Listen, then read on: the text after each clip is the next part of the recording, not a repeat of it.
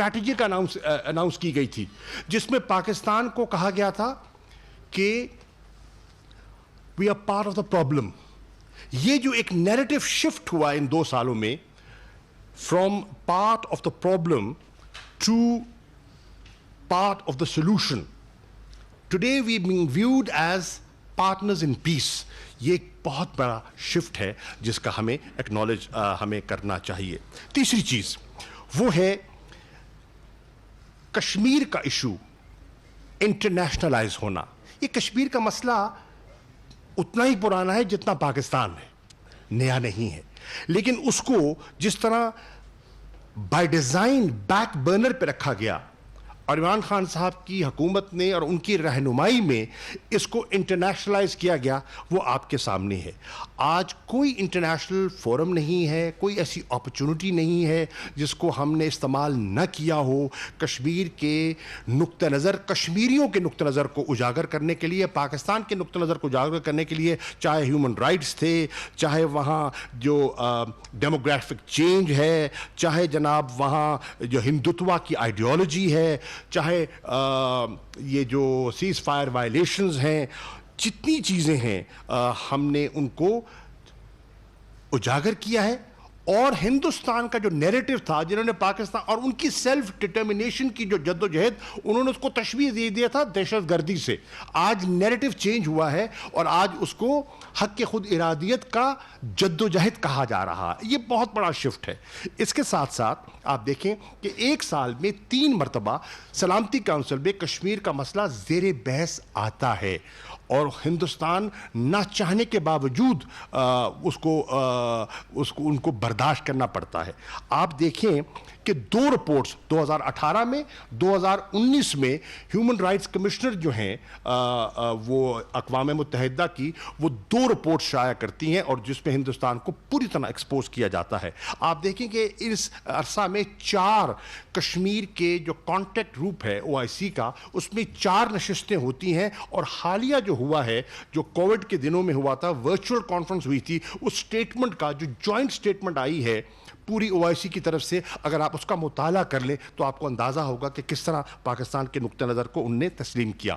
Debates اٹھا کے دیکھ لیں آپ, یورپین یونین میں اٹھا کے دیکھ لیں, US کانگریس کی انگیجمنٹس دیکھ لیں, 85 کانگریسمین کی انگیجمنٹ دیکھ لیں, ہاؤس آف کامنز میں جو آل پارٹیز پارلیمنٹری گروپ ہے ان کشمیر, اس کی آپ کاوش دیکھ لیں, ہیومن رائٹس کاؤنسل کو دیکھ لیں, انٹرنیشنل ہیومن رائٹس آرگنائزیشنز کو دیکھ لیں, تو آپ کو اندازہ ہوگا. اور آخر میں آپ عمران خان صاحب کی جو تقریر انہوں نے اقوام متحدہ میں پچھلے سال کی, اس کا موازنہ کیجئے. تو پچھلے 5 سال میں نواز شریف صاحب کی تقریر تھی, اس میں کشمیر کا ذکر کتنا تھا, اور عمران خان صاحب کا ذکر کتنا تھا.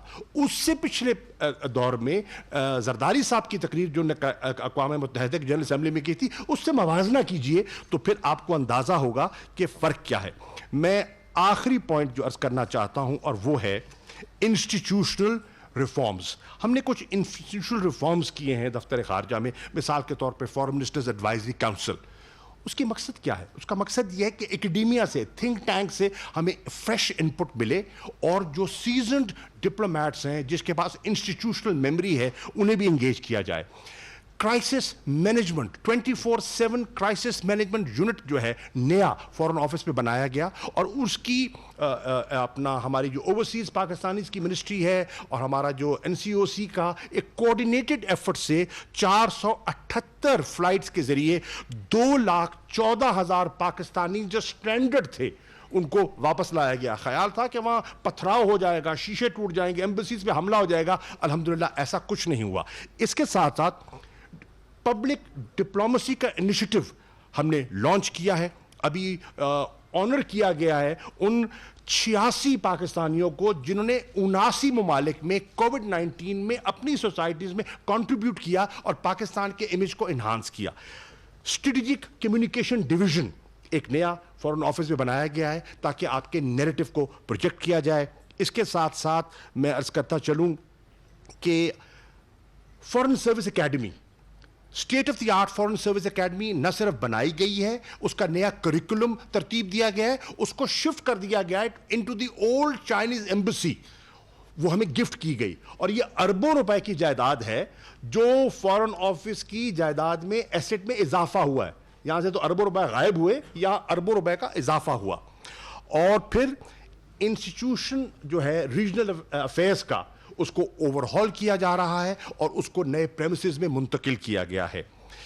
ای ویزا فیسلٹی, اور آخر میں ایف ایم ڈائریکٹ, یہ ایک ایپ میں نے بنائی ہے, اور جتنے فارن آفس کے آفیسز ہیں وہ ڈائریکٹ میرے ساتھ اس ایپ کے ذریعے رابطہ کر سکتے ہیں, جونیئر سینئر جس کانٹیننٹ میں بھی ہیں, اور ان کے پاس کوئی آئیڈیاز ہیں, کوئی انپٹ ہے, تو ڈائریکٹ مجھے مل سکتا ہے بیوروکریٹک ریڈ ٹیپ کو کاٹ کے.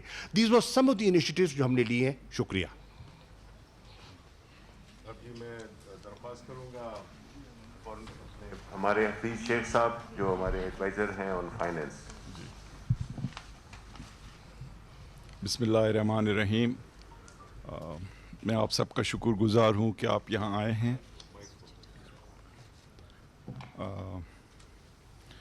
دیکھیں, سب سے پہلے تو جب یہ حکومت آئی تو ایک بحرانی کیفیت تھی. بیرونی اور اندرونی جو خسارے تھے وہ تاریخ کی سب سے بڑی سطح پر تھے, اور پچھلے 5 سال جو گزرے تھے اس میں ایکسپورٹس کی جو گروتھ ریٹ تھی وہ 0 رہی تھی, اور 20 بلین کا کرنٹ اکاؤنٹ ڈیفیسٹ تھا, اور ہمارے جو فارن ایکسچینج کے ریزروز تھے وہ پچھلے 1 سال میں آدھے ہو چکے تھے, اور ہمیں ڈیفالٹ کا خطرہ تھا. تو پہلی چیز جو ہم نے کرنی تھی وہ یہ تھی کہ ملک کو کیسے ڈیفالٹ سے بچایا جائے, اور کس طرح اس بحران سے فوری طور پہ نپٹا جائے. کیونکہ جو بنیادی وجہ ہماری جو اس بحران کی تھی وہ یہ کہ ہمارے پاس ایک ڈالرز کا کرائسس تھا. یعنی ہم 40 ارب ڈالر اگر امپورٹ کر رہے تھے تو 20 ارب ایکسپورٹ کر رہے تھے, اور اس کی وجہ سے ہمارے پہ مستقل ایک بوجھ تھا جو ہمیں ایک ایسی سطح پہ لے آیا کہ ہم نے بوروئنگ کر کے, قرض لے کر اپنے آپ کو بہت کمزور کر دیا. تو پہلی سچویشن تو یہ تھی کہ کیسے اس بحرانی کیفیت سے نپٹا جائے اور ملک کو پھر استحکام دیا جائے. اس کے لیے آپ کو پتہ ہے کہ حکومت نے بڑے فیصلے کیے, اور IMF کے ساتھ ایک تعلق بنایا, ایک لینڈ مارک اگریمنٹ کی, جس کی وجہ سے پھر جو دنیا کے بڑے دوسرے ادارے تھے, world bank, Asian development bank, اور ہمارے دوست ممالک سب آگے بڑھے, اور انہوں نے اس سچویشن میں ہماری مدد کی, اور ہم نے ریزروز کو اپنے استحکام دیا, اپنے فارن ایکسچینج کے ریزروز کو بڑھایا. ہم نے جو قرض ماضی کی حکومتوں نے لیے تھے وہ پچھلے 2 سال میں ہم نے 5000 ارب روپے کے ماضی کے لیے ہوئے قرض واپس کیے, اور ساتھ ہی ساتھ ہم نے کوشش کی, کیونکہ اگر آپ دنیا کی تاریخ کا مطالعہ کریں تو کوئی حکومت, کوئی ملک ایسا نہیں جس نے ترقی کی ہو بغیر دنیا کے ساتھ تعلق بڑھائے. اور ان 2 چیزوں میں ہماری جو پرفارمنس رہی ہے ماضی میں وہ اچھی نہیں رہی. نہ ہم ایکسپورٹس بڑھا سکے ہیں, نہ ہم لوگوں کو قائل کر سکے ہیں کہ وہ یہاں آ کے انویسٹمنٹ کریں. تو اس حکومت نے یہ فیصلہ کیا کہ ہم نے ایک پائیدار بنیاد پہ پاکستان کو آگے لے جانا ہے, اور ہم نے بہت مراعات دیں ایکسپورٹس بڑھانے کے لیے, جو حماد اظہر صاحب آپ کے ساتھ شیئر کریں گے. تو ان سب چیزوں کا نتیجہ یہ نکلا کہ یہ جو تجارتی بیرونی خسارہ تھا 20 ارب ڈالر کا, اس کو کم کر کے 3 ارب کیا گیا, اور یہ ایک تاریخی پرفارمنس ہے اس حکومت کی پچھلے 2 سال میں کہ ایکسپورٹس بڑھانے کے لیے مراعات دی گئیں, اور امپورٹس کو خصوصی طور پہ جو لگژری آئٹمس ہیں ان پہ ٹیکسز لگا کر اس کو کم کیا گیا. اب آپ آئیں کہ ایکسپینڈیچر, ایک بڑی وجہ ہمارے بحران کی یہ تھی کہ حکومت جو ہے خصوصی طور پہ الیکشنز کے دوران حد سے زیادہ اخراجات کرتے ہیں, اور جو پروجیکٹس بھی کیے جاتے ہیں ان میں کوئی کاسٹ کی کنسیڈریشنز کو آگے نہیں رکھا جاتا. تو ہم نے یہ پچھلے 2 سال جو گزرے ہیں بہت سختی سے اخراجات, حکومتی اخراجات کو کنٹرول کیا ہے, اور آپ نے دیکھا کہ کابینہ کی تنخواہیں تک کم کی گئیں, پریزیڈنٹ اور پرائم منسٹر کے ہاؤسز کے بجٹ کم کیے گئے، حتیٰ کہ فوج کی جو اخراجات ہیں ان کو بھی منجمد کیا گیا، اور سول حکومت کے اخراجات کو کم کیا گیا. اور میں اس کے لیے پریزیڈنٹ صاحب، پرائم منسٹر صاحب، ہماری جو ڈیفنس کی قیادت ہے، ان سب کا شکر گزار ہوں کہ پاکستان کی تاریخ میں ایسے نہیں ہوا کہ اتنے زبردست طریقے سے کاسٹ کو کنٹرول کیا جائے اور کاسٹ اوپر سے کنٹرول کیے جائیں. یہ نہیں کہ لوگوں کی جو دینے والی چیزیں ہیں ان کو روکا جائے لیکن اوپر عیاشی چل رہی ہو. تو ہم نے جو یہ سال گزرا ہے اس میں اسٹیٹ بینک سے کوئی بوروئنگ نہیں کی، کوئی قرض نہیں لیا. ہم نے جو یہ سال گزرا ہے اس میں کوئی سپلیمنٹری گرانٹ کسی ادارے، کسی حکومتی منسٹری کو نہیں دی. ہم نے طاقتور لوگوں کو نو کہا تاکہ ہم ملک کی جو میکرو اکانومی ہے اس کو اسٹیبلائز کریں. اور اب آپ دیکھیں کہ ان تمام چیزوں کی وجہ سے ایک جانب ڈومیسٹک سائیڈ اور دوسری جانب فورن جو تھریٹ ہے ان کو کنٹرول کیا گیا.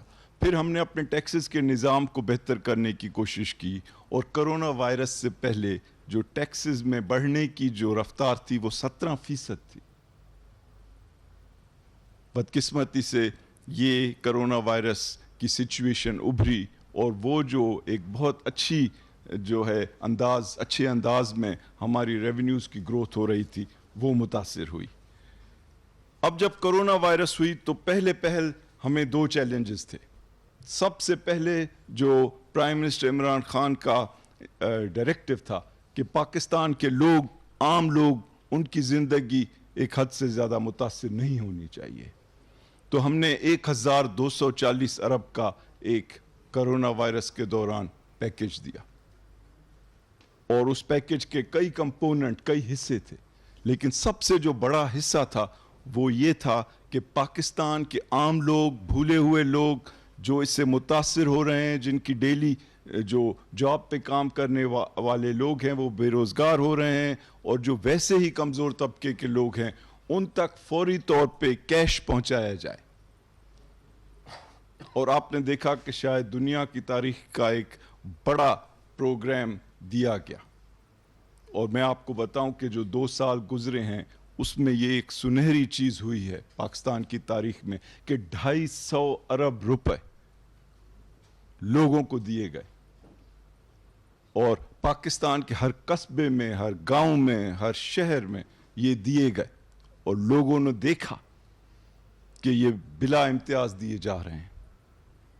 اس میں کوئی سیاسی کنسیڈریشن نہیں، کوئی مذہبی کنسیڈریشن نہیں، کوئی علاقائی کنسیڈریشن نہیں. اگر آپ پاکستانی ہیں اور آپ کوالیفائی کرتے ہیں تو یہ پیسے آپ کو ملیں گے. اور 1.60 کروڑ لوگوں کو پیسے ملے، اور اگر 6 لوگ ایک خاندان میں ہیں تو 10 کروڑ پاکستانیوں تک یہ امداد پہنچائی گئی. اور ڈاکٹر ثانیہ نشتر آپ کو مزید ڈیٹیلز دیں گی. لیکن ہم نے انہیں کہا کہ جہاں تک پیسے کی بات ہے اس معاملے میں کوئی کوتاہی نہیں ہوگی. دوسری جانب جو بینیفیشری ہم نے چنے اس کرونا وائرس سے نمٹنے کے لیے وہ پاکستان کے بزنس سیکٹر تھا، کیونکہ ہم نہیں چاہتے تھے کہ ان کو جو لیکوڈیٹی کا پرابلم ہے ان کو بالکل گرا دے، کیونکہ ہم چاہتے تھے کہ جیسے ہی دنیا ریکور کرے اور ہمارے لوگ، ہمارے بزنسز تیار ہوں اس ریکوری سے فائدہ لینے کے لیے. تو ہم نے کئی طرح سے ان کی مدد کی.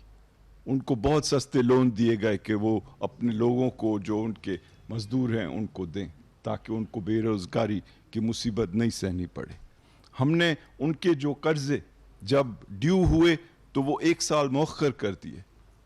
ہم نے اسمال بزنسز، چھوٹے بزنسز کے بارے میں 3 مہینے ان کے بجلی کے بل خود بھرے، اور اس طرح کی تمام چیزیں کی گئیں تاکہ بزنسز جو ہیں وہ اچھے انداز میں آگے بڑھیں. اور اسی طرح سے ایگریکلچر سیکٹر کے لیے بھی ہم نے جو پروکیورمنٹ کے 280 ارب رکھے تھے ان کو استعمال کیا تاکہ عام لوگوں کے ہاتھ میں پیسے آئیں اور وہ موٹر سائیکل خریدیں، ٹریکٹر خریدیں، گھر بنائیں اور دوسری چیزیں خرچ کریں تاکہ اس ملک کی اکانومی میں جان آئے. تو اب ہم یہ دیکھ رہے ہیں کہ دنیا کے جو نیوٹرل لوگ ہیں, جو فیئر مائنڈڈ لوگ ہیں, وہ ان چیزوں کو اپریشیٹ کر رہے ہیں. اور اس میں آپ نے دیکھا کہ جو ریٹنگ ایجنسیز ہیں, موڈیز ہے, فچ ہے, انہوں نے اس چیز کو سراہا ہے. آپ نے دیکھا کہ آئی ایم ایف کے بورڈ نے اس کو سراہا ہے. آپ نے دیکھا کہ دنیا کے جو انویسٹرز ہیں انہوں نے 188% اضافہ کیا ہے فورن انویسٹمنٹ میں پاکستان میں. اور آپ نے دیکھا کہ اسٹاک مارکیٹ نے 47% اضافہ کیا ہے, اور بلومبرگ جو کہ ایک دنیا کا بڑا ادارہ ہے, اس نے پاکستان کی اسٹاک مارکیٹ کو دنیا کی بہترین اسٹاک مارکیٹس میں شامل کیا ہے. تو یہ چیزیں جو ہیں ان کا اب اثر آنے لگا ہے. جو ہم نے بجٹ دیا اس میں ہم نے کوئی نیا ٹیکس نہیں لگایا. جو ہم نے بجٹ دیا اس میں ہم نے ہزاروں جو خام مال کی چیزیں ہیں ان پہ امپورٹ کے ٹیکسز صفر کیے. اور ہم نے کہا کہ ہم اپنے ملک کی جو اکانومی ہے اس کو گلوبل اکانومی سے انٹیگریٹ کرنا چاہتے ہیں. اور آپ دیکھ رہے ہیں کہ جو ریزلٹس ہیں ان کے بارے میں جو آ رہے ہیں, پہلا مہینہ یہ نئے سال کا, مالی سال کا جولائی جو گزرا ہے, وہ میں آپ کے ساتھ شیئر کرنا چاہتا ہوں. ہمارے ایکسپورٹس اس مہینے میں 6% بڑھے. ہماری جو سیلز ہیں سیمنٹ کی وہ 33% بڑھی. ہماری جو ایکسپورٹس ہیں سیمنٹ کی وہ 66% بڑھی. ہماری پیٹرول اور ڈیزل 8% اور 15% بڑھی. ہماری فرٹیلائزر 22% بڑھی. ہماری موٹر سائیکلز کی سیل 31% بڑھی. ہماری ٹریکٹرز کی سیل 17% بڑھی. ہماری گاڑیوں کی سیل 4% بڑھی. اور ساتھ ہی ساتھ جو ریمیٹنسز, پاکستان کی تاریخ کے سب سے زیادہ ریمیٹنسز اس مہینے میں آئے, $2.8 ارب. اور ایف بی آر کی کلیکشن 300 بلین ہوئی, جو ان کی انٹرنل ایسٹیمیٹ سے 23 گنا زیادہ ہے. تو ہم دیکھ رہے ہیں, اور اسٹاک مارکیٹ نے کرونا وائرس کے بعد 40% سے زیادہ اضافہ کیا. ان سب چیزوں کا اگر آپ ایک کمبائنڈ ایفیکٹ دیکھیں تو انشاءاللہ اس سے یہ ظاہر ہو رہا ہے کہ ہم لوگ آگے جا رہے ہیں. عمران خان کی حکومت کی سب سے بڑی ترجیح کیا ہے؟ صرف ایک, پاکستان کے لوگ. اور ہم نے اگر پیسے خرچ کیے ہیں تو پاکستان کے لوگوں کے اوپر کیے ہیں. جس طرح میں نے کہا 250 ارب روپے دیے گئے 1.60 کروڑ خاندانوں کو. 192 ارب روپے دیے گئے قبائلی علاقے جو اب مرج ہو چکے ہیں ان کو. 50 ارب روپے دیے گئے 5 بنیادی کھانے پینے کی چیزیں یوٹیلیٹی سٹورز میں سستے داموں بیچنے کے لیے. 15 بلین دیے گئے رمضان کے دوران 19 چیزوں کی قیمت کم رکھنے کے لیے. 72% پاکستانیوں کو الیکٹرسٹی حکومت اپنی جیب سے سبسیڈائز کر رہی ہے. 90% پاکستانیوں کو گیس حکومت اپنی جیب سے سبسیڈائز کر رہی ہے. 100% ٹیوب ویل یوزرز کو حکومت اپنی جیب سے سبسیڈائز کر رہی ہے. اور جب آپ نے دیکھا کہ تیل کی قیمتیں دنیا میں گھٹی, پیٹرول اور ڈیزل کی, تو وہ بھی پاکستان کے عوام کو اس کا فائدہ دیا گیا. اور ہماری اور فرٹیلائزر کی قیمتوں کے لیے گیس کی جو سبسڈی ہے وہ بھی دی جا رہی ہے. دیکھیں ہم سب اگر مل جائیں تو پاکستان کے جو لوگ ہیں ان کی جو امنگیں ہیں, جو ایکسپیکٹیشنز ہیں, وہ پوری ہو سکتی ہیں. یہ ملک ایسے نہیں بنا تھا, اس کے لیے بہت لوگوں نے قربانیاں دیں. یہ 1930 میں ایک شاعر کا خواب تھا جو بادشاہی مسجد کے سائے میں ایک ریزولوشن بنا 1940 میں. اور جب 1947 میں محمد علی جناح یہاں پہنچے تو وہ قائد اعظم بن چکے تھے اور یہ خواب پاکستان بن چکا تھا. اب ہمیں موقع ہے کہ ہم ایک ایسے لیڈر کے ساتھ مل کر وہ چیزیں کریں جس کے لوگ منتظر ہیں. اور انشاءاللہ تعالی یہ پالیسیز برقرار رہیں گی, اور ابھی جو اچھے اثرات سامنے آئے ہیں ان کو اور پائیدار بنانے کے لیے کوشش کی جائے گی. Thank you. شکریہ حفیظ صاحب. میں ریکویسٹ کروں گا عماد اظہر صاحب سے, اور وقت چونکہ بہت کم ہے تو میری ریکویسٹ ہوگی کہ مختصر اس میں اگر آپ وہ بیان کر سکیں, کیونکہ ابھی 2 اسپیکرز اور بھی ہیں. بسم اللہ الرحمن الرحیم. میں کوشش کروں گا کہ کوئی ریپیٹیشن نہ ہو اور 2-3 منٹ میں صنعت کے حوالے سے بات کر لوں. سب سے پہلے کووڈ کے حوالے سے بہت ضروری تھا کہ کووڈ میں ساری دنیا کی انڈسٹری اور کاروبار ڈسٹریس میں جا رہے تھے. پاکستان نے ایک فرق راستہ اپنایا. ہم نے سپلائی چینز کو اور سپلائی روٹس کو مکمل طور پہ بحال رکھا اور تھرو آؤٹ دا کووڈ کے جو اسمارٹ لاک ڈاؤنز یا بلینکٹ لاک ڈاؤنز تھے کسی قسم کی شارٹیج کسی بھی پروڈکٹ کی نہیں آنے دی. اس کی وجہ یہ تھی کہ بر وقت اسینشیل انڈسٹریز کو کھولا گیا اور بر وقت ہم نے جو اپنی کنسٹرکشن کے فیزز میں کھولا اور مارکیٹس کو کھولا اور ہم میڈیکل کی جو سپلائی روٹ ہے اس کو بھی ہم نے کھولا. اور آج الحمدللہ ہمارے ملک میں جب کووڈ کا سلسلہ یہ پورے اپنے عروج پہ تھا تو کسی قسم کی سپلائی چینز کے اندر کسی قسم کی ہمیں ڈسرپشن نہیں نظر آئی. ہم نے اسی دوران کاروباروں کے لیے جو ریلیف دی, ریلیفز کا ذکر آلریڈی کر چکے ہیں کہ اسٹیٹ بینک کی ری اسکیڈولنگ, پے رول فائنینسنگ تھی. 30 لاکھ 35 لاکھ چھوٹے کاروبار جو تھے ان کے 3 ماہ کے بجلی کے بل معاف کر کے ان تک بھی ہم نے اپنی جو ریلیف ہے وہ پہنچائی. تو پاکستان کے اکثریت جو کاروبار تھے ان تک یہ ریلیف پہنچی. ٹیکس فری بجٹ دیا گیا. یہ نہ صرف کہ ٹیکس فری بجٹ تھا بلکہ اسٹیٹ بینک آف پاکستان بلکہ جو ٹیکس فری بجٹ کے علاوہ اس میں ہم نے ٹیکسز کی شرح کو کم کیا. 2 سال سے ہم ان پٹس کے اوپر جو ٹیکسز ہیں انڈسٹریل ان پٹس کے اوپر ان کے اوپر کسٹمز ڈیوٹیز کو ہم کم کر رہے ہیں اور ہزاروں پروڈکٹس ایسے ہیں جس پہ ہم کسٹم ڈیوٹی کو 0% کر چکے 0% پہ لا چکے ہیں. ود ہولڈنگ ٹیکسز کے اندر ہم کمی لے کے آئے کسٹم ڈیوٹیز میں اور سیلز ٹیکس کی اسپیشل رجیمز کو بھی ختم کر کے اسٹینڈرڈ رجیم کی طرف کیا گئے. ہم کنسٹرکشن سیکٹر کے لیے ہم ایک پیکج لے کے آئے, ایک منفرد پیکج تھا اور آپ نے دیکھا اس کے اثرات سامنے نظر آنا شروع ہو گئے ہیں. کنسٹرکشن پیکج کے اندر کنسٹرکشن سیکٹرز کے اندر اور افیلیٹڈ جو انڈسٹریز ہیں اب ہمیں ایک ایکٹیویٹی کا عروج نظر آ رہا ہے اور میں یہ سمجھتا ہوں کہ مانسون سیزن ختم ہونے کے بعد اس میں مزید اضافہ ہوئے گا کیونکہ مانسون کے دوران ویسے کنسٹرکشن کم ہوتی ہے لیکن پھر بھی ہمیں اس میں تیزی نظر آ رہی ہے. ہم اسی دوران 2 ہم نئی پالیسیز لے کے آئے پچھلے چند ماہ کے اندر. Electric vehicle policy 2 to 3 wheelers اور بسز اینڈ ٹرکس کے لیے اناؤنس ہو چکی ہے اور موبائل مینوفیکچرنگ پالیسی. اور اس سال ہم دیکھ رہے ہیں کہ یہ الیکٹرک وہیکلز 2 to 3 ویلرز کی پروڈکشن جو ہے اس کو ہم اس سال انشاءاللہ تعالیٰ فورسی بھی کر رہے ہیں اس پالیسی کے نتیجے میں. موبائل مینوفیکچرنگ پالیسی کے نتیجے میں جو اسمارٹ فون کی لوکل مینوفیکچرنگ ہے اس کی آلریڈی جو ایک ٹیک آف ہو چکا ہے اور ہم ملٹیپلائی کر رہے ہیں اور انشاءاللہ تعالیٰ ہماری ایکسپورٹ شروع ہونے والی ہے لوکلی میڈ اسمارٹ فونز کی. اور یہ آپ کو یاد ہوئے گا کہ پہلے سال میں ہم نے ایک ڈربس کا سکسیسفل تجربہ کیا تھا جس سے پورے پاکستان میں جو 70% ہمارے جو ہم فون استعمال کرتے ہیں وہ اسمگلڈ ہوتے تھے وہ ہم نے ایلیمینیٹ کر دیا ایک ٹیکنالوجیکل سلوشن کے ذریعے.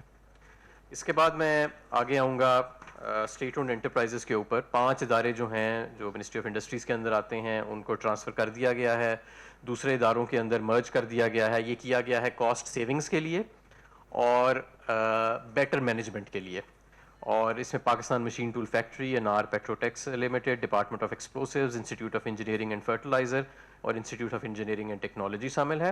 اور باقی اداروں کو بھی انہی لائنز کے اوپر ہم جو انسٹیٹیوشنل ریفارمز کی وزیر اعظم کی کمیٹی ہے ان کے ریکمنڈیشنز کے مطابق کر رہے ہیں. کئی ایسے سیکٹرز تھے جن کو سرد خانے میں چھوڑ دیا گیا تھا کئی سالوں کے لیے. اس میں سے پاکستان اسٹیل بھی ایک ایسا ادارہ ہے کہ 35 ارب کے پچھلے 5 سال میں دے دیے گئے تنخواہیں دے دی گئیں, 80 ارب کے بیل آؤٹس دے دیے گئے, منافع سے نقصان میں چلی گئی پچھلے 10-12 سال میں اور 236 ارب کے قرضوں پہ کھڑی ہے. تو اس کے اوپر جو بڑے فیصلے کرنے والے تھے ان کو حکومت نے آپ نے دیکھا کہ ہیڈ آن لیا ہے اور ہم اب پرائیویٹائزیشن کمیشن کے ساتھ کام کر رہے ہیں کہ تیزی سے اس کو اب ہم ایک جوائنٹ سٹیک ہولڈر کو ہم اس کے اندر لے کے آئیں. ایک طرف حکومت ہوئے گی اور ساتھ ہمارا ایک جوائنٹ سٹیک ہولڈر جو ہے وہ انشاءاللہ پرائیویٹ سیکٹر کا ہوئے گا اور جو بھی اس کے ایڈمنسٹریٹو مسائل ہیں, انٹرنل مسائل ہیں, اس سے پہلے اس کو ہم حل کر رہے ہیں. فرٹیلائزر سیکٹر کے اندر بھی ہمیں بہت زیادہ تیزی نظر آ رہی ہے. فرٹیلائزر سیکٹر کا اتنی تیزی ہے کہ ہمیں 2 چھوٹے پلانٹس جو ہیں ہم نے اس سال آپریشنلائز کیے ہیں فرٹیلائزر کی اپنے کسانوں کے لیے جو مانگ ہے اس کو پوری کرنے کے لیے اور قیمتوں کے اندر ایک مناسب اسٹیبلٹی رکھنے کے لیے. اس سال جو فرٹیلائزر کے 2 پلانٹ ہم نے آپریشنلائز کیے ہیں ان کا جو ویریبل کنٹریبیوشن مارجن ہے وہ 294 روپے بیگ سے کم کر کے اس سال ہم 186 روپے بیگ پہ لے کے آئے ہیں. یعنی کہ یہ 30 سے 35% کی کمی اور اس سے اربوں روپے کا حکومت پاکستان کو فائدہ ہوا ہے. پاکستان میں پہلی مرتبہ شوگر کارٹل کے اگینسٹ وزیر اعظم نے نوٹس لیا اور ان کارٹلز کے اگینسٹ ہم نے نہ صرف نوٹس لیا, ایک شوگر انکوائری کی رپورٹ بنی, مرتب ہوئی, اور ایک شوگر انکوائری کمیشن سامنے بیٹھا اور اس نے ایک رپورٹ دی, اور اب ہم شوگر ریفارم کمیٹی جو ہے وہ وزیر اعظم جو ہیں اس کا ایک کانسٹیٹیوٹ کر چکے ہیں, جو تیزی سے اپنا کام جو ہے وہ جاری کری, اور ہم انشاءاللہ تعالیٰ 1 ماہ کے اندر اندر اپنی سفارشات سامنے لے کے آئیں گے. آخر میں ابھی موجودہ صورتحال کیا ہے صنعت کی, کچھ اس کا بتایا حفیظ شیخ صاحب نے بھی. سیمنٹ کی سیلز جو ہیں وہ جولائی 2019 میں جولائی 2020 کے مقابلے میں 41% زیادہ ہیں. اس میں ایکسپورٹس کا بھی عمل ہے, دخل ہے, اور لوکل سیلز بھی. فرٹیلائزر کی سیلز یوریا کی جولائی 2020 میں پچھلے سال کے مقابلے میں 22% زیادہ ہیں. ڈی اے پی کی سیلز 29% زیادہ ہیں.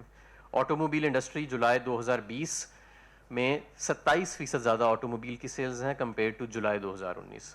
فورن ڈائریکٹ انویسٹمنٹ ہمارے ملک میں پچھلا جو فسکل ایئر ختم ہوا, فائنینشیل ایئر, تو $2,561 ملین تھی, جو کہ پچھلے 11 سال کی سیکنڈ ہائیسٹ سطح پہ ہے, اور کووڈ کے شروع ہونے سے پہلے مارچ تک یہ پچھلے 11 سالوں کی سب سے زیادہ ہائیسٹ سطح پہ جا رہی تھی.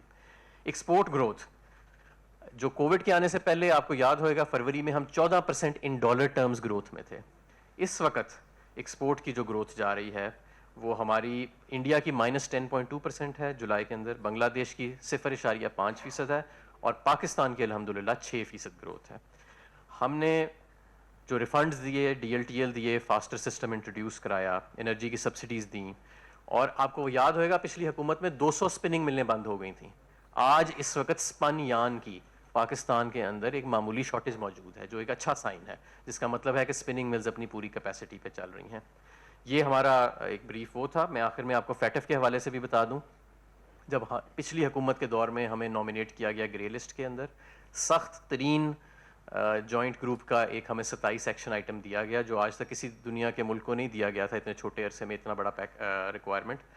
آج ہم الحمدللہ 27 میں سے 14 آئٹمز میں کمپلیشن پہ کھڑے ہیں, اور باقی جو 13 آئٹمز ہیں اس میں سے 11 پارشلی کمپلیٹ پہ کھڑے ہیں, اور انشاءاللہ تعالیٰ اس سال ہمیں امید ہے کہ ہم اس جو ہمارا جوائنٹ گروپ کا ایکشن پلان ہے اس کو ہم تقریباً مکمل کر لیں گے, اور دوسرا جو ایم ای آر کا ایکشن پلان ہے اس میں بھی ہم مزید بہتری لے کے آئیں گے.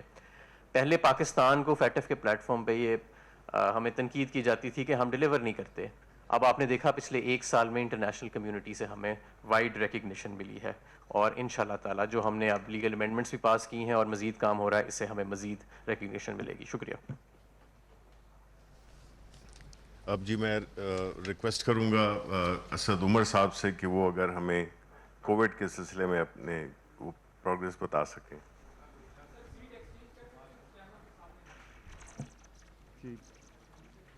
بسم اللہ الرحمن الرحیم. جی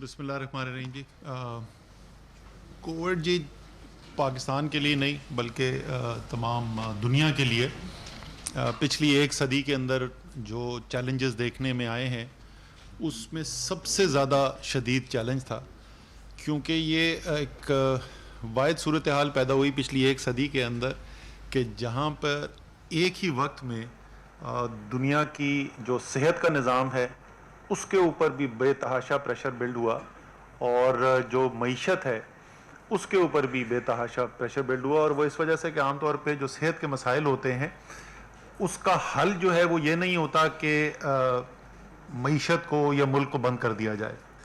یہ ایک یونیک چیلنج تھا اسپینش فلو کے بعد جو تمام دنیا کے اندر پھیلا, اور اس چیلنج کی وجہ سے جو ڈسٹرکشن دیکھنے کو ملی ہے صحت کے پہلو سے بھی اور معیشت کے پہلو سے بھی وہ انپریسیڈنٹڈ ہے.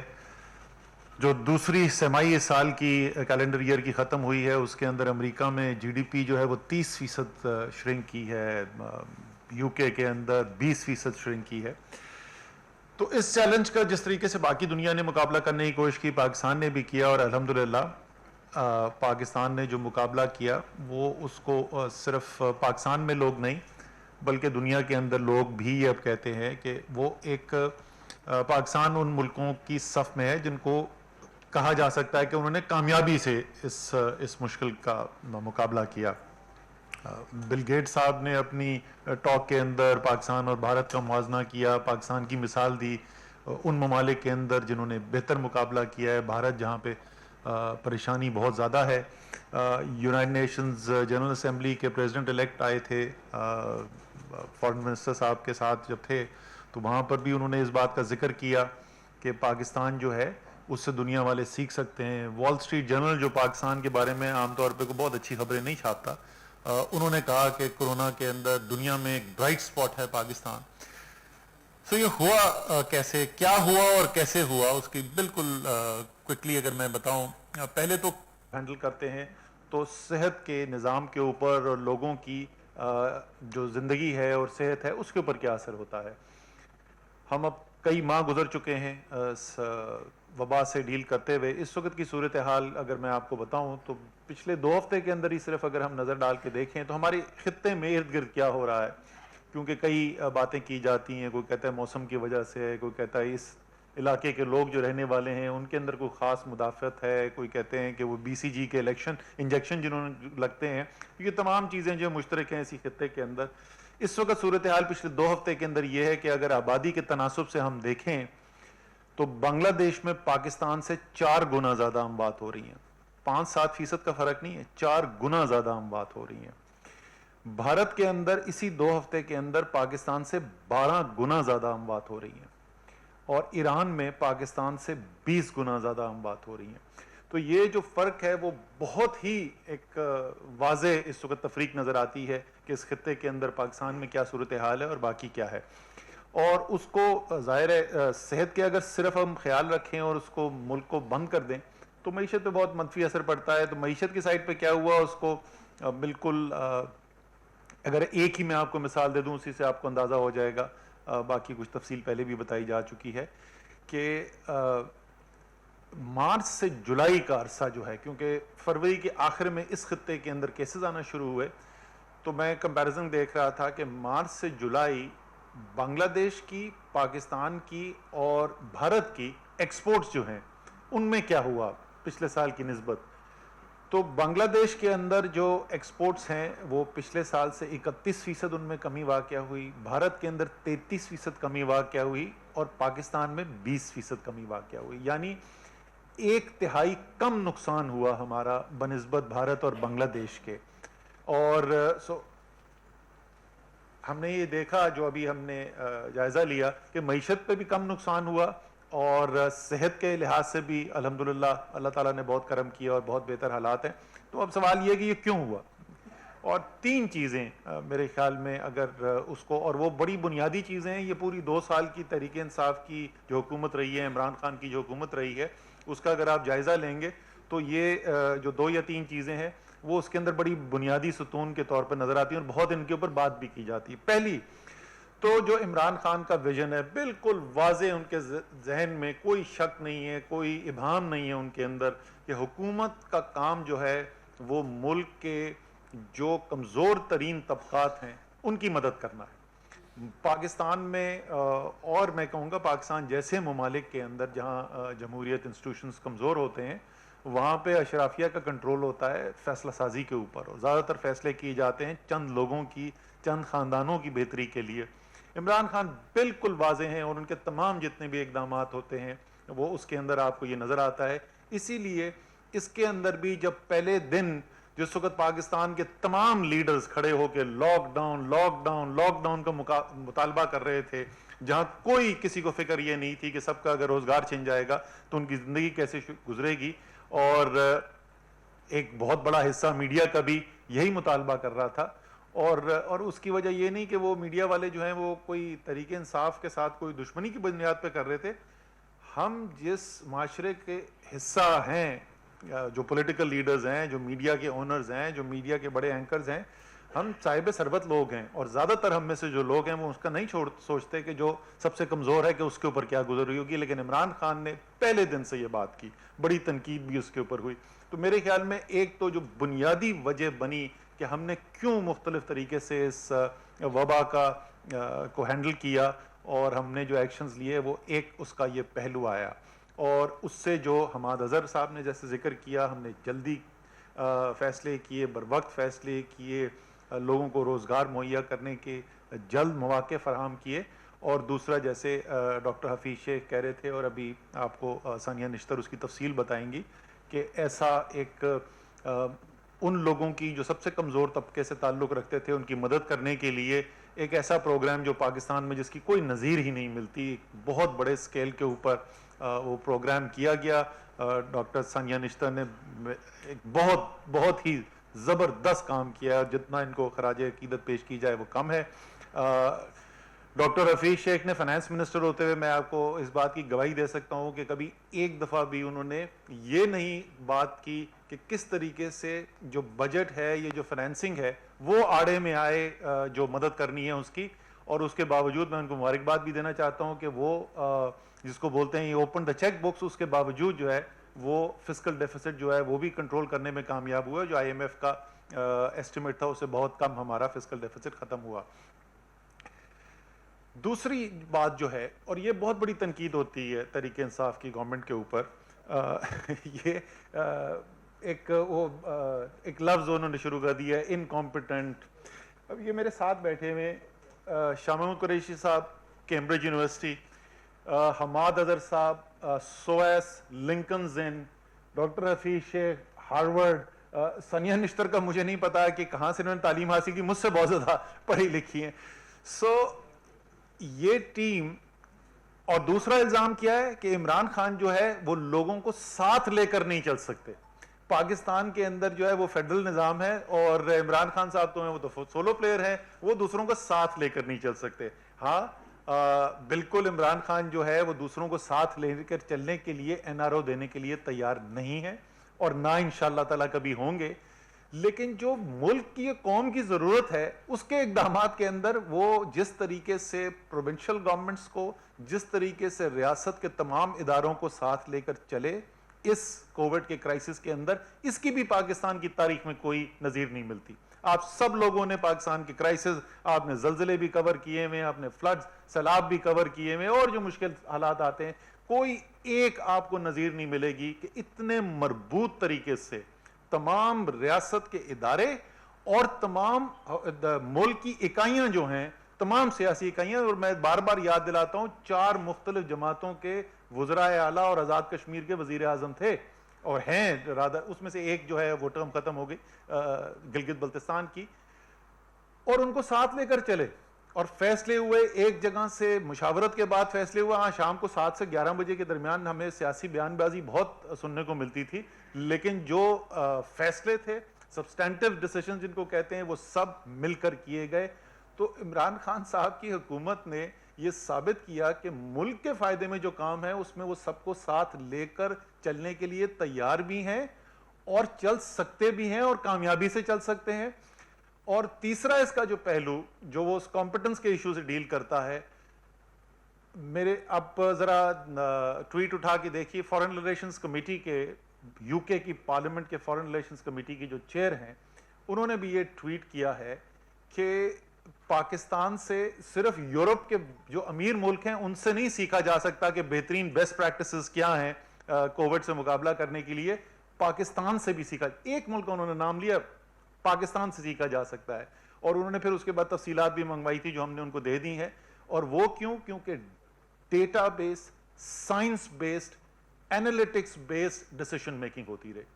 وہ ڈیسیشن میکنگ یہ نہیں تھی کہ کوئی سیاسی لیڈر جو ہے وہ اس نے بیان داغ دیا اور بس اس کے بعد جو ہے بغیر سوچے سمجھے آپ فیصلے کرنے شروع کر دیں. سو کمپٹنس بھی دکھائی، بہترین ٹیکنالوجی کے ڈپلائمنٹ بھی دکھائی، پولیٹیکل کوہیژن کے ساتھ فیصلے کرنے کا طریقہ کار بھی دکھایا. اور بنیادی طور پہ کیا، وہ تمام چیزیں جن کی ضرورت ہے پاکستان کو آگے لے کر چلنے کے لیے ان سب کے ایلیمنٹس جو ہیں وہ آپ کو عمران خان کی لیڈرشپ کے اندر، تحریک انصاف کی گورنمنٹ کے اندر، اس کے اندر نظر آتے ہیں. آخر میں صرف یہی کہوں گا کہ عمران خان 22 سال کی جد و جہد کے بعد، جس کی کوئی پاکستان میں، دوبارہ میں وہی الفاظ یوز کروں گا، جس کی کوئی نظیر نہیں ملتی پاکستان کے اندر، گراس روٹ سے سٹرگل کر کے وزیر اعظم بنے ہیں. انہوں نے سب سے بڑا، جیسے ڈاکٹر حفیظ شیخ صاحب نے کہا کہ پاکستان کا سب سے بڑا ایکسٹرنل کرائسس کا سامنا کیا جس وقت وہ آئے. اس کے بعد بھارت کا چیلنج قبول کیا جو بالا کوٹ کے بعد صورتحال پیدا ہوئی. اس کے بعد ایک ڈگنیٹی، کریج اور گریس کی کمبینیشن کے ساتھ اس کرائسس کو فیس کیا، کووڈ کو کرائسس کو فیس کیا. تو میری جو تمام اپوزیشن کے ہمارے دوست ہیں ان کے لیے بری خبر یہ ہے کہ کپتان جو ہے نا وہ کریز پہ سیٹل ہو گئے ہیں اور اب لمبی اور پروڈکٹیو اننگز کھیلنے کے لیے تیار ہیں. انشاءاللہ تعالی پاکستان کو ادھر سے آگے بہت اور بہتری کے دن نظر آئیں گے انشاءاللہ. جی لاسٹ میں ثانیہ نشتر بات کریں گے. بسم اللہ الرحمن الرحیم. سماجی تحفظ اور تخفیف غربت کا جو ڈویژن ہے اس کو ذمہ داری دی گئی ہے احساس پروگرام پر عمل درآمد.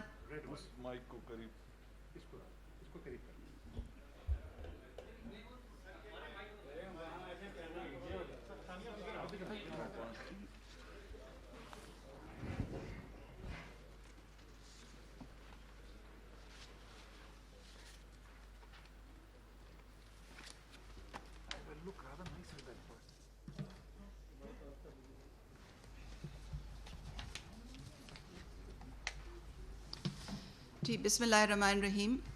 سماجی تحفظ اور تخفیف غربت کا جو ڈویژن ہے اس کو ذمہ داری دی گئی ہے احساس پروگرام پر عمل درآمد کرنے کی. یہ ایک بہت ہی اہم ذمہ داری ہے کیونکہ پاکستان کی 38% آبادی جو ہے وہ ملٹی ڈائمینشنل پاورٹی کا شکار ہے. احساس پروگرام پچھلے 15 ماہ پہلے اس کی منظوری ہوئی. یہ وزیر اعظم کے ریاست مدینہ کے ویژن کے مطابق اس کو بنایا گیا ہے. یہ پاکستان کی تاریخ کا سب سے بڑا سماجی تحفظ کو پروگرام ہے اور اللہ تعالیٰ کی مہربانی سے اس کو بین الاقوامی سطح پہ بہت پذیرائی مل رہی ہے. احساس پروگرام میں 140 سے زیادہ اقدامات ہیں جو کہ 34 منسٹریوں کے دائرہ کار میں آتے ہیں، مگر جو تخفیف غربت کی منسٹری کے دائرہ کار میں جو آتے ہیں اس کی پرفارمنس کے بارے میں کچھ اعداد و شمار آپ کے سامنے رکھنا چاہتی ہوں. سب سے پہلے احساس کفالت، اس کے ذریعے 70 لاکھ خاندانوں کو ماہانہ وظیفے اور بچت بینک اکاؤنٹ کی سہولت دی جاتی ہے. احساس بلا سود قرضہ ان لوگوں کے لیے ہے جو چھوٹے کاروبار کرنا چاہتے ہیں، اپنے پاؤں پہ کھڑا ہونا چاہتے ہیں. ان کے لیے ملک کے 100 پسماندہ اضلاع میں 29 ارب مالیت کے پچھلے سال 8,44,000 قرضے دیے گئے، جس میں سے 45% خواتین کو دیے گئے. احساس آمدن اس سے ایک منسلکہ پروگرام ہے جو کہ پاکستان کے 23 پسماندہ ترین ضلعوں میں اس وقت جاری ہے اور اس میں 1.5 ارب کے چھوٹے سطح کے کاروباری اثاثے دیے جاتے ہیں. انتہائی غریب خاندانوں کو 60% خواتین کو دیے جاتے ہیں اور ان اثاثوں میں مال مویشی، دکان کا سامان اور اس قسم کے اثاثے شامل ہوتے ہیں. احساس انڈر گریجویٹ اسکالرشپ پاکستان کی تاریخ کا سب سے بڑا اسکالرشپ پروگرام ہے.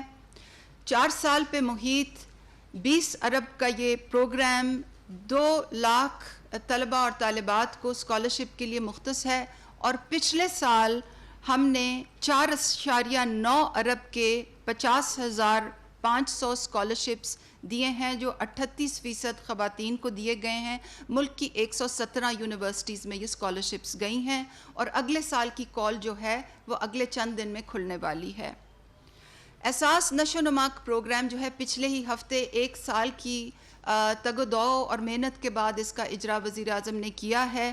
آپ کو یاد ہوگا کہ اپنی پہلی تقریر میں وزیر اعظم نے ایک CT اسکین اٹھایا تھا اور اس بات کی نشاندہی کی تھی کہ پاکستان کے کچھ علاقوں میں آدھے بچے جو ہیں وہ سٹنٹنگ کا شکار ہیں، یعنی کہ وہ خوراک کی کمی اور دیگر محرومیوں کی وجہ سے نہ تو ان کا جسم بڑھتا ہے، نہ ان کی جو ذہنی صلاحیت ہے وہ پوری طرح پنپ سکتی ہے. یہ ملک کی ترقی کے لیے ایک بہت بڑا خطرہ ہے، اور وزیر اعظم نے یہ وعدہ کیا تھا کہ ہم اس کے لیے اسپیشل پروگرام لے کے آئیں گے. تو پہلے مرحلے میں 1 سال کی محنت کے بعد 9 اضلاع میں 33 سینٹر اسی ماہ پوری طرح سے فعال ہو جائیں گے، اور پہلے مرحلے میں 2,21,000 ماں اور بچے اور خاندان اس سے مستفید ہوں گے. اس کا دائرہ کار انشاءاللہ بہت جلدی بڑھایا جائے گا. احساس لنگر کا جو پروگرام ہے یہ مزدور بھائیوں کے لیے ہے. پبلک پرائیویٹ پارٹنرشپ کے تحت گورنمنٹ کو 0 خرچے کے ساتھ ملک بھر میں لنگر بنائے جا رہے ہیں. ابھی تک 12 لنگروں کا قیام ہو گیا ہے، اور انشاءاللہ اس کام کو اگلے سال بہت تیزی سے آگے بڑھایا جائے گا. پناہ گاہ کا جو پروگرام ہے یہ وزیر اعظم کی دل کے بہت قریب ہے. یہ ان لوگوں کے لیے ہے جو کھلے آسمان تلے مزدور بھائی سڑکوں پہ فٹ پاتھوں پہ سوتے ہیں. پچھلے 70 سال سے پہلی دفعہ پاکستان کی تاریخ میں ان کے لیے 100 سے زیادہ پناہ گاہیں بنائی گئی ہیں، اور وزیر اعظم کی خاص ہدایت پر ہی ان پناہ گاہوں کے سٹینڈرڈز کو بہتر کرنے کے لیے کام اب تیزی سے جاری ہے. پچھلے سال پاکستان کی تاریخ میں پہلی دفعہ یتیم خانوں کے سٹینڈرڈز بہتر بنانے کے لیے کمیٹی کی تشکیل دی گئی. وہ کمیٹی 1 سال میں 14 دفعہ ملی ہے، اور انشاءاللہ یتیم خانوں کے سٹینڈرڈز اور اس سے متعلقہ مانیٹرنگ اینڈ ایویلیویشن کا نظام بہت جلد ہی معرض وجود میں آ جائے گا. ملک کی تاریخ میں پہلی دفعہ مزدور کے احساس کے تحت بھی پہلی دفعہ کمیٹی بنی. اس نے بھی 1 سال میں 13 دفعہ میٹنگز کی، اور ان کی سفارشات پر کام بہت تیزی سے جاری ہے. احساس کے تحت 2 پروگراموں کا ابھی باقاعدہ اجرا نہیں ہوا، مگر ان پہ کام بہت تیزی سے پچھلے 1 سال پہ چلا جا رہا ہے.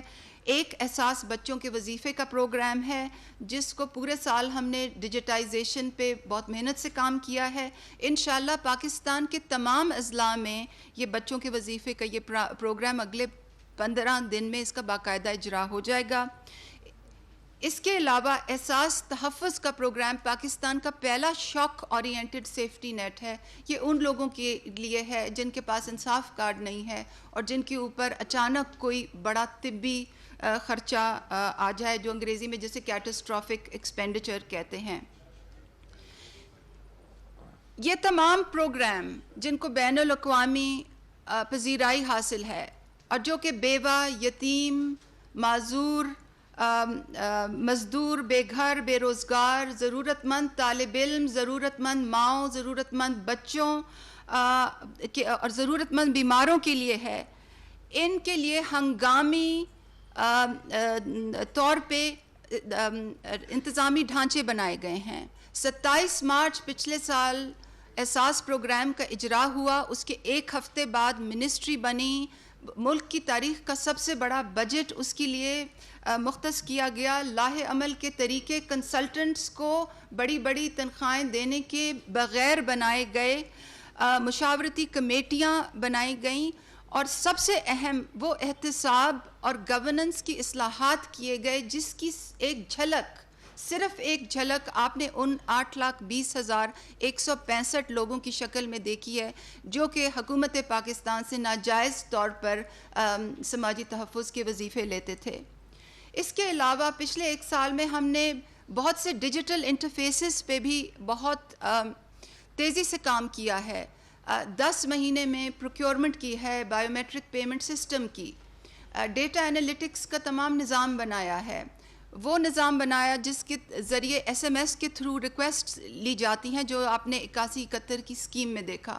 اور آپ نے دیکھا کہ اس تمام محنت کے نتیجے میں یہ ممکن ہو سکا کہ احساس ایمرجنسی کیش کے ذریعے ملک کے آدھے خاندانوں کو ہم 12,000 روپے مصیبت کی گھڑی میں کووڈ کے تناظر میں پہنچا سکیں. یہ اس تمام محنت کا ہی نتیجہ تھا کہ یہ کام ہم کر سکے. اور احساس پروگرام کے تمام پروگرامز کی طرح احساس ایمرجنسی کیش بھی دیانتداری سے ہوا، ایک منظم انداز میں ہوا، ایک شفاف طریقے سے ہوا، اور وزیر اعظم کی خاص ہدایت پر غیر سیاسی بنیادوں پہ ہوا، جس کی جھلک آپ اس چیز میں دیکھ سکتے ہیں کہ سندھ کا آبادی کے تناسب سے تو 22% ملک میں حصہ ہے، مگر ان کو احساس ایمرجنسی کیش میں 31% حصہ دیا گیا۔ احساس کا سفر ابھی جاری ہے، ابھی صرف 15 ماہ ہوئے ہیں۔ انشاءاللہ اگلے سال میں اس پر اور تیزی سے کام ہوگا، کیونکہ کووڈ کے بعد ہمیں یہ معلوم ہے کہ غربت کی شرح میں زیادتی آئے گی، اس لیے احساس پہ اور تیزی سے کام ہوگا، پروگراموں کو وسعت دی جائے گی، نئے پروگرامز لائے جائیں گے، جو آن گوئنگ پروگرامز ہیں ان کو زیادہ مربوط بنایا جائے گا۔ ہمارا جو سروے ہے وہ انشاءاللہ سال تک اس کو ہم ختم کریں گے، اور سب سے اہم لوگوں کی احساس پروگرام تک رسائی کو یقینی بنایا جائے گا، اور اس میں آپ سب کی ہمیں بہت مدد اور معاونت درکار ہوگی۔ تو میں آج وزیر اعظم کا خاص شکریہ ادا کرنا چاہتی ہوں کہ ان کی رہنمائی کے بغیر اور ان کی سپورٹ کے بغیر نہ تو صرف یہ پروگرامز کو جلدی لانا مشکل تھا، مگر وہ بہت سخت اصلاحات بھی مشکل تھیں جو ہم نے ساتھ ساتھ کی ہیں۔ اور میں اپنے سب کابینہ کے سینئر ساتھیوں کا بھی شکریہ ادا کرنا چاہتی ہوں، کیونکہ احساس میں تمام حکومت کی نیک نیتی شامل تھی۔ آپ کا توجہ کا بہت شکریہ۔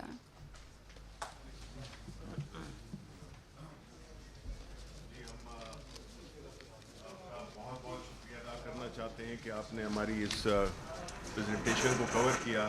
ساتھ ہی ساتھ میں بتا دوں کہ ہمارا دوسرا سیشن کل ہوگا، اور اس میں آپ کے پورے سوالات کے جوابات بھی دیے جائیں گے، اور اس دوران میں آپ کو یہ بھی بتانا چاہتا ہوں کہ ہم نے اس کو ایک کتابی شکل بھی دی ہے، جس میں کہ ساری ہماری حکومت کی جو بھی 2 سالہ پرفارمنس ہے وہ اس سے ریفلیکٹ کرتی ہے۔ Thank you. پاکستان تحریک انصاف کی حکومت کے 2 سال مکمل ہونے پر وفاقی وزراء کی مشترکہ news conference press information department میں تقریب کا انعقاد کیا گیا۔ اس پریس کانفرنس سے وزیر اطلاعات و نشریات سینیٹر شبلی فراز، مشیر خزانہ ڈاکٹر عبدالحفیظ شیخ، وفاقی وزیر صنعت و پیداوار حماد اظہر، وفاقی وزیر منصوبہ بندی اسد عمر، وزیر خارجہ شاہ محمود قریشی اور معاون خصوصی وزیر اعظم کی معاون خصوصی سماجی بہبود ثانیہ نشتر نے پریس کانفرنس سے خطاب کیا۔ وزیر خارجہ شاہ محمود قریشی نے پریس کانفرنس کے دوران کہا کہ دائمی دشمن بھارت کی کوشش رہی کہ پاکستان کو سفارتی محاذ پر تنہا کیا جائے۔ انہوں نے کہا کہ گزشتہ حکومت نے وزیر خارجہ مقرر نہیں کیا۔ مشیر خزانہ ڈاکٹر عبدالحفیظ شیخ کی جانب سے کہا گیا کہ حکومت نے معیشت کو پائیدار بنیادوں پر مستحکم کرنے کے لیے مؤثر اقدامات اٹھائے۔